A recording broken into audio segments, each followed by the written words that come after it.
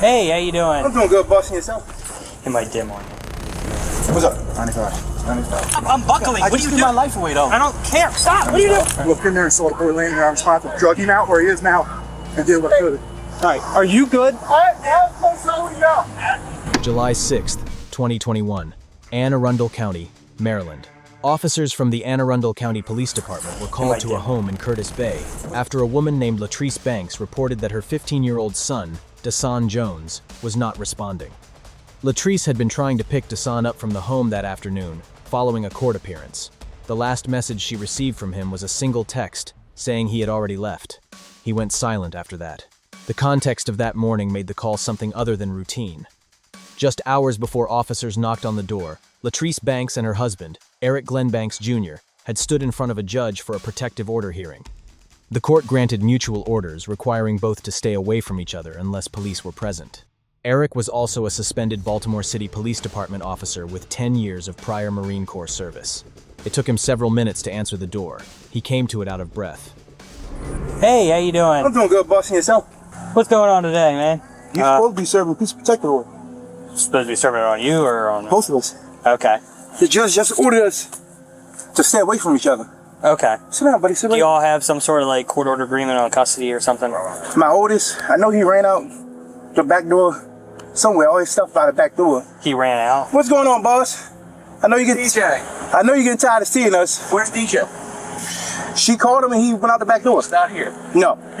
You want to come in? Just let you know you're being audio. Oh, hey, I know. I see y'all got the body cam. Yeah. She said he was like, Does he have a phone? huh? I took my phones back. Okay. Yeah. So All the phones are on my plan. Separating everything. you have no idea where if you just let a 15-year-old walk out of your house with all his bags packed. No, his bag's at the back door. I literally told him, wait for your mom to get here. The police supposed to come here to serve her a peace of protective order. The judge told her to call you guys before she comes to. I'm not trying to get in trouble. I understand. To come meet So y'all. you have no idea where DJ is. Honestly, bro, no. I like. With no phone or anything. You can check the ADT. It shows when he ran out the I door. believe you, but I mean, I'm not gonna fight. I'm not gonna do that. listen, man, it's a 15-year-old boy. Having a phone probably would have been, if he's walking out of the house, probably would have been a good idea to leave him with. And you can work out those kinks later. But see, this is the thing. This is getting messy, man. Yeah, I tried to tell him. I said, sit here, wait for your mom to get here. I went upstairs. Before I can come downstairs, he's already going out the back door. So I guess she coordinated, because she's somewhere in the area, I'm presuming. Yes. So she pretty much coordinated with him to come out there. Okay. All right. Hang tight. All right. Found out about the whole situation. His mom. That's but- neither here nor there. But this is what I'm trying to tell you. Me and him sat at the table. He cried to me yesterday. He said he don't want this separation. Like, he knows we separate before. He said he's tired of it. He's tired of feeling like he has to choose sides. He's a teenager. He knows he don't want to be. He's like, I don't want to be in separate homes. That. And we said that to him. I said, DJ, it's nothing really we could do. I'm not going to change the way I love you, care for you. We had a whole deep heart-to-heart conversation. Today we went to court. The judge awarded him, and I called him. I said, DJ, I guess your mom told the judge you wanted to go with her, and you're going there. He's like, what? I was like, well, start packing your bags, because you're going to Arizona with your mom. Unfortunately, I guess you're not coming back here. And that was just that. She called him. They had a conversation. I said, what did your mom say? She on the way to come pick you up. He said, yeah, but she's supposed to come here. I said, well, we're going to wait, because before she come here and there's some type of altercation, there needs to be police here. They can escort her, grab her whatever she needs to grab, and go about this peaceful. Next thing you know, I went upstairs. I come down. So do you think did he leave here because he didn't want to go with his mom either? That could be. He could be like hiding out at a friend's house. I mean, yes, sir. Yeah, that's what I'm saying. Opinion. Yeah, in my opinion, I think that probably is the best, because if he told her he's somewhere he's The not. text messages from her, I have food for you. Okay. Yeah. So it sounded like he wanted to go be with his mom. Yeah. So that's what I'm saying. Officers searched the surrounding neighborhood for 15 minutes and came back empty. They tried to reach Latrice by phone and got no answer. Out of options, they asked Banks whether he would consent to a walkthrough of the home in case Dasan was still inside. He agreed without hesitation. Officer Adams noted in his report that once they reached the 3rd floor, Banks's demeanor changed. Hey, Buck, can I throw once over to make sure he's not hiding? Yeah, so they about to walk in. If he's about to walk in, we got the house. All right.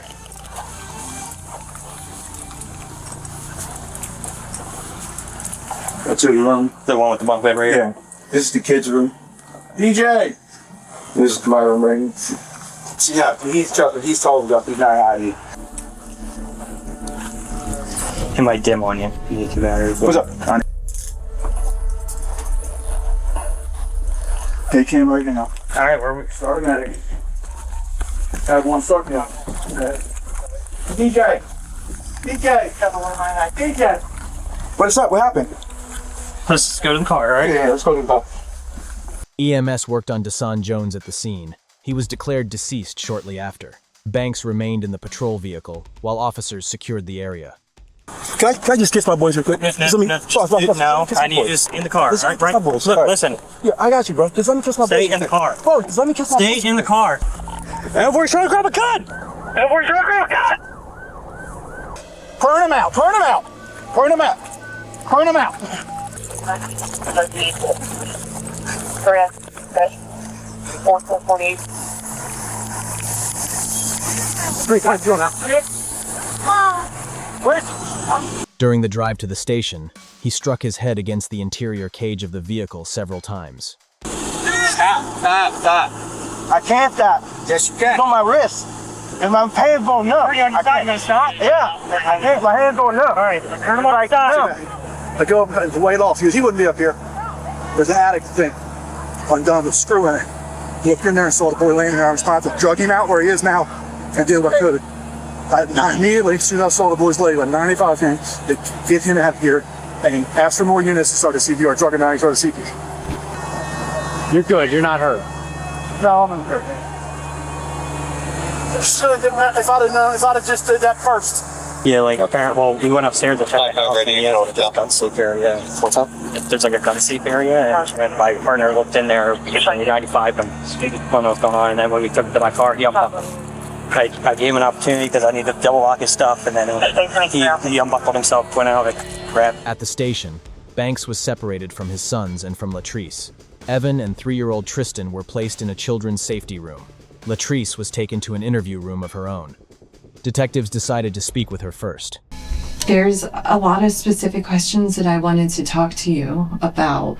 Can you describe DJ? Was he an argumentative person? Was he a quiet person? So Dasan was more of a quiet person until he got to know you, but he was always mannered. He talked to a lot of adults, but he never was disrespectful or any of that.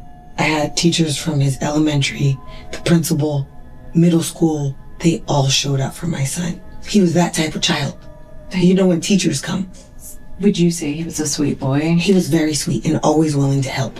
That was one of the things across the board. Always willing to help. In the loft, in the crawl space in the loft, what was normally kept in there? Nothing. Safes? Nothing. Was that ever left open? No. It was always screwed. It was always closed. Okay. Because I don't like it. Like, it freaked me out. There is a light switch in there. Okay. So I was like, where's that light coming from? And I turned the light switch off. But I don't know, maybe it was him. So let's talk about that. You called me and you said that you saw him, you viewed him at the funeral home. Are you okay? Yeah. Okay. And you saw new bruises. Yes. Where did you see new bruises? On his nose. Like that circular, dark mark on his upper nose. His lip looked busted also. Yeah. It looked to me like he was in a fight. Latrice also told investigators that on the very day Dasan was found, Eric had been suspended from the Baltimore Police Department. The protective order granted that morning had automatically triggered the suspension under department policy. By that afternoon, Banks had lost his wife, his daily access to his 2 biological sons, and his job, all within hours of each other. At trial, prosecutors made the case that Banks killed Dasan within an hour of returning home from the hearing. How are you? Good. Good. My job is to talk to kids and families all the time, and today I get to talk to you. And we talk about a lot of different things in this room, and this is called the safe room because anything we talk about is always safe, and you're not in any trouble. I'm just here to listen to you and talk to you. Okay. And you said you also live with the DJ, is that right? And my mom and Tristan. So DJ, how old is DJ? 15. 15? Tell me about DJ. DJ like going in the water, tickling me. Can't really remember all the stuff he used to do. But he loved playing Roblox games. Tell me about the last time you saw DJ. My mom wasn't at the house. Tell me who was at the house. Dad, and then DJ, and then me. DJ was going to Arizona with Mommy, and then Daddy was waiting at the door with DJ. DJ put his bags in the basement, and then I don't remember what happened next. That's all I remember. Okay. And so, who is this person? That was DJ. That was DJ? Where was Dad? Right here. Oh, okay. So Dad was up here and then DJ was right there?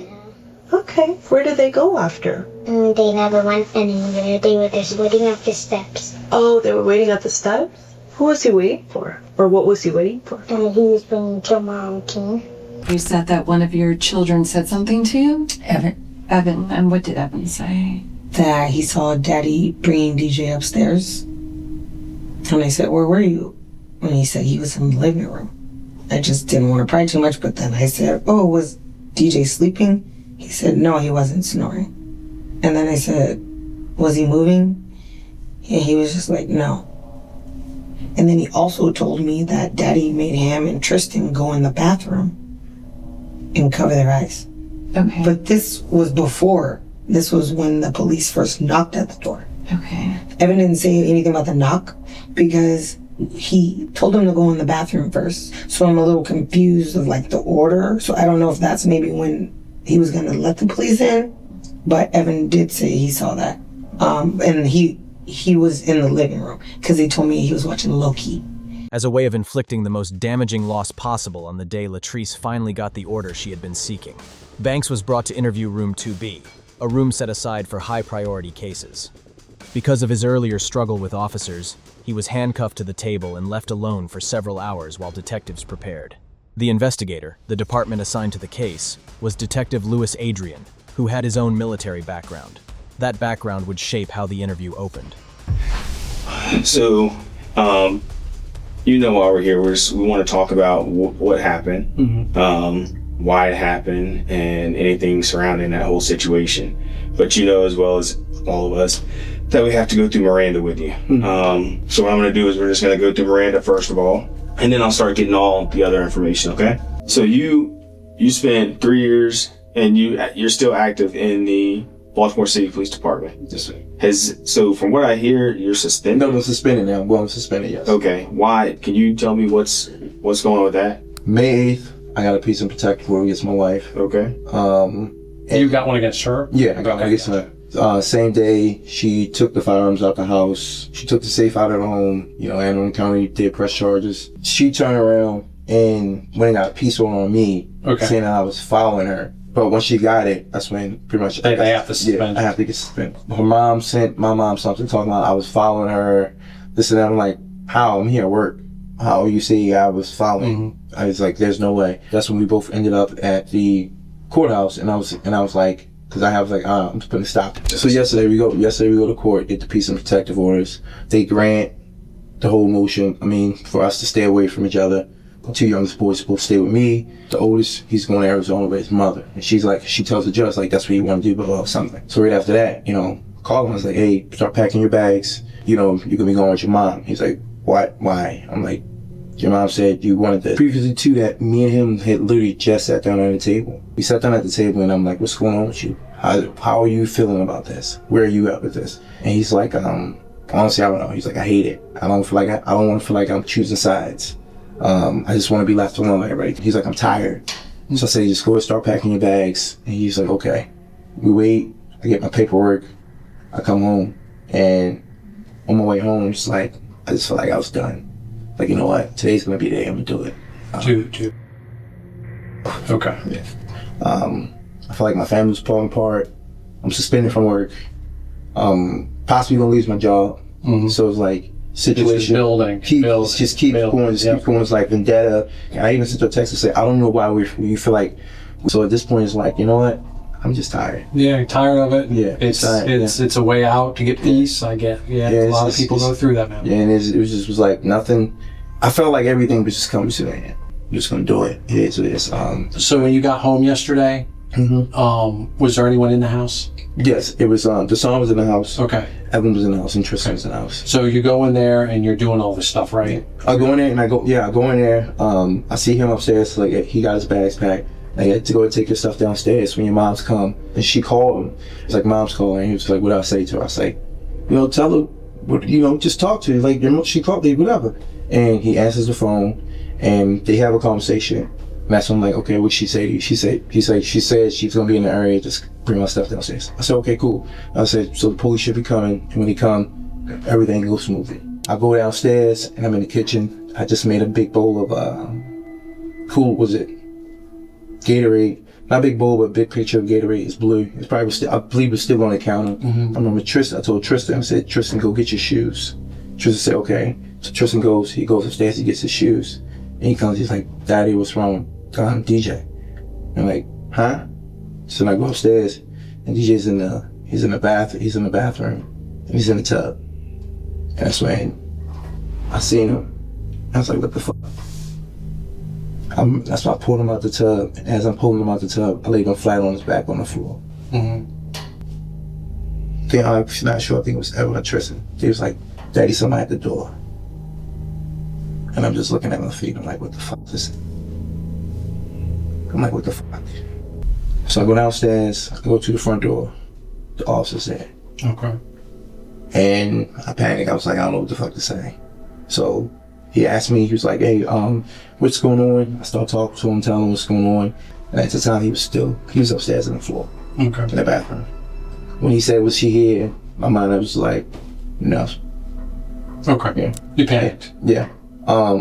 Because it already looked bad, I already moved him. I don't know why, I just was like, I gotta move him. I picked him up, did the fireman carry, took him out of the bathroom, into the master bedroom, up the stairs, and I was like, because I know they're gonna want to come back in the house and search it. I was like, I'm gonna be cool, I'm fine with that. I was gonna let them search it. And I tucked him in, the area, and I left the thing open.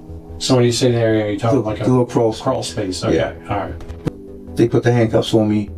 I went back downstairs. And when they put me downstairs, I was like, life is over because it looks different. It's no matter what I say from this point, it looks like I'm a liar. It looks like I lied because I already lied twice. You asked me what the saw in the house, I said no. You asked me did I know where he went, I said no, I think he ran out the back door or something. And so it always looked bad because I'm already done told you a lie. Even though in my head it's like, you probably should have said the truth. You probably honestly should have left him where he was at. Call police or down fire department or whatever. Yeah, call the police. Well, that's a perfect world. But sometimes But I was already in. I was already in the mindset of Eric's gonna die today. Both detectives stepped out knowing Banks was lying. Adrian would go back in alone. One-on-one, different approach. Are you good? Do you need anything before we get started again? No, I'm good. Are you sure? So Detective DePietro had to step aside just for a second. But what I wanted to do, like I told you, I wanted to come back and go back over some things with you. Okay. I actually want to go back and in detail just go through some of these steps. I'm gonna tell you this. I know that you spent 10 years in the military, and you were in the Marines, weren't you? Yes. What's their whole thing in the Marines? Like, what do they always teach? Honor, integrity. Honor, courage, commitment. Yeah. And to be honest with you, I don't see that from you right now based on what you're telling me. Okay. I think you telling me something different. Okay. But I know you're a Marine. Okay. I know a lot of people that's Marines, man. And that's one thing that they would, like, integrity, honor. No, you don't mess with that if you're a Marine. Yes. I know you want to tell me the truth, and you sitting here like giving me a story. You giving me what I want to hear, just to sound good, but it's not it. That's not it. Trust me, I'm not trying to sound good to you. And I'm gonna tell you the other thing. And I'm gonna be straight up with you. Yeah. You keep talking about the autopsy. The autopsy said he was strangled. Hell no. The autopsy said he was strangled. Hell no. Hell to the no. Hell to the no. DJ was no strangled. Hell to the no. I'm gonna just let it sink in and let you decide what you're gonna explain that to. Cause no, DJ wasn't strangled. Well, then what happened? Tell me what happened. There's no. DJ was not strangled. DJ, like I told you, DJ went downstairs. He came back upstairs, and DJ was in that tub. Like I said, when I came in that room, he was in the tub. When I grabbed him out, I grabbed him like this, and I pretty much put him in the fireman's carry. When they left, I could drag them up to my room. If that's the case, I would have left him in there, and I would have said, or had them come in there to be like, but DJ wasn't no strangle. There was no way. DJ wasn't no strangle. That's your boy. You had pride in him. Yeah, but you had pride in him. You were trying to help him out with his grades. You were getting him in STEM classes, and then this happened. But you saying DJ was strangled? Nah. Well, then tell me what happened. This didn't happen. I'm gonna tell you that right now. This didn't happen. But I believe something else happened. I'm gonna tell you right now. The way this is gonna be something you're gonna have to live with for the rest of your life. Yes, sir. This is something you are gonna have to think about every night before you close your eyes. And when you close your eyes, you're gonna think about what you did to him. That's what you're gonna think about. You're gonna think about what you did to him, and it's gonna haunt you for the rest of your life. Or what you can do is you can talk to me. You can tell me what really happened, and at least that load will be off your chest. See, I'm telling you right now, there's no, you're telling me to say I strangled my son. I did not strangle my son. That's what you're asking me. I understand you're trying to align with me and show the compassion, trying to but there's no me in strangling DJ at all. Okay, so let's take strangle out. There's no me strangling DJ. We taking strangle out of the equation now. Okay. What happened? I told you what happened. We taking strangle out. Yes. What happened? He was upstairs in that tub. DJ was literally in that tub. You didn't put him there. I did not put him there, no. DJ was physically in that tub already. When I came to that bathroom, DJ was in there. Did you assist him at all? No. With anything? No, I didn't assist him at all with nothing. Nothing. I did not assist him getting in that bathroom. Did not assist him going in that bathroom. He was upstairs already. And like I said, when he went downstairs, he was downstairs for a good period of time. He was upstairs, and what's his name? I was down. Tristan was down. Tristan was trying to go what's his name with his shoe. I told him, and that's when Tristan said out of his mouth, "Daddy, what's wrong with DJ?" Tristan literally said that out of his mouth, and I went up there to check on him. I don't recall seeing him. Don't recall him removing no belt. I don't recall removing anything that could have been around his neck. So here's the thing, but I also have a job. When I walk through the door, and when I hear everything that happened, things don't add up. Things don't make sense. Okay. They don't make sense at all. If you would have done things different, if you would have been like, yes, my son, I just found my son in a tub, I helped him out, and told the officer, you know this. If you would have done it that way, it would have been different. But the fact that you didn't, now you're sitting here trying to explain yourself. Well, I'm sitting here because the whole situation, I'm sitting here because I lied and said he wasn't in the house. I'm sitting here because I didn't tell the officer, like you said, straightforward what was going on. That's two lies right there. How, like you said earlier, how are we supposed to believe in that? Yeah, like I said. So you telling me how am I supposed to strangle? How did I not assist him in getting in the tub and, I don't know, possibly drowning him? I don't know. No. I don't know. All I know is that you keep lying. No, bro. You lied initially twice. How do I know you're not lying right now? Bro, because that's what I said in the beginning. I said straightforward. There's nothing I can say. I said I already know y'all done y'all homework. Lay it all out on the table. I said because there's nothing I can say just because I already lied twice. I said he wasn't at home. I identified that. I messed that up. Because then I see my son is dead. Okay. Do you want anything else to drink or anything to eat? I'm good with the water and the chips. Okay. Give me just a second, man. Okay. All right. On October 4th, 2022, Eric Glenn Banks Jr. entered an Alford plea to second-degree murder and attempting to disarm a police officer in Anne Arundel County Circuit Court. Under an Alford plea, a defendant does not admit guilt, but concedes that prosecutors have enough evidence to secure a conviction at trial. On January 27, 2023, Judge Stacey McCormack sentenced Banks to 42 years in prison. The Baltimore Police Department terminated him that same day under the Maryland Police Accountability Act. If he serves the full sentence, he will be released in 2064. Dasan James Jones was 15 years old. He was a rising sophomore at Glen Burnie High School, a member of the All-County Orchestra, and a violinist enrolled in a magnet academic program he said made him want to work harder. His elementary school teachers and his principal came to court proceedings to speak about who he was. He had been raised in the home where he was killed, and he had been looking forward to moving to Arizona with his mother. Leave a comment. Dasan Jones was killed on the same afternoon. A judge granted his mother a protective order against the man who raised him. An earlier protective order she had filed weeks before was denied. Eric Banks entered an Alford plea and never admitted to the killing. He received 42 years.